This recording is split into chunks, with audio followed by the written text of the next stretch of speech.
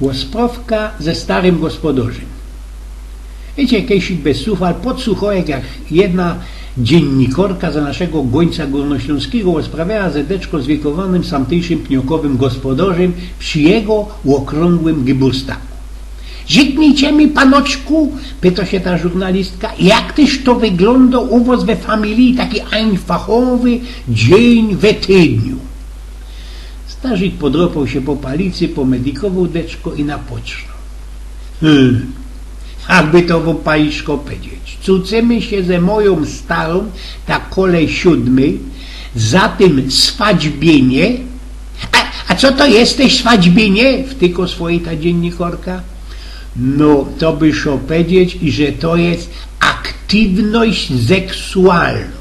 No to cucemy się kolej 7, za tym aktywność seksualną, idziemy do kuchni na śniadanie, za tym już zaś aktywność seksualną i oni skorzy czytą jakiś Zeitung, a moja staro sprząta po mieszkanie. No to gryfnie, a dalszy? No, jeszcze przed obiadem aktywność seksualną i wylazujemy do kupy po sprawunki. Wracamy się nazad, aktywność seksualną, ja zazieram na telewizję, a moja babeczka rytuje letko strowny obiad. No toż macie wszystko poukładane. Ja, mamy. Nie skorzy siadamy do obiadu, lampu z czerwonego wina, aktywność seksualną, zatem maluśko poobiednio drzymota, po jakiejś godzinie idziemy do ogródka na fliszny luf, aktywność seksualną, cosik tam porobimy ze chrzami i kwiatkami, wracamy do chałupy, podwiesieni zrobi chłodno, skorzy wieczerzy, już zaś aktywność seksualną, zatem zicujemy przy tyszu, po wieczerzy, kiedy siedeczko uniskorzy, aktywność seksualną i legamy do prykola. Muszę powiedzieć, panoczku, co ja was naisto podziwiam, wyście mnie blank odcałbrowali.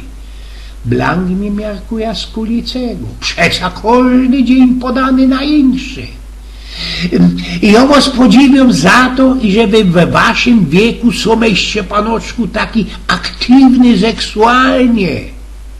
Łomie go docie, paniczku, łomie ja? Zadziwał się ten jubilat. Ja, no bo jakoż to inaczej mam spokopić wasze słowecka aktywność seksualną? No ganz einfach. Moja staro pierdoli byle co i dupa mi zawrócą. Eugen z Pnioków.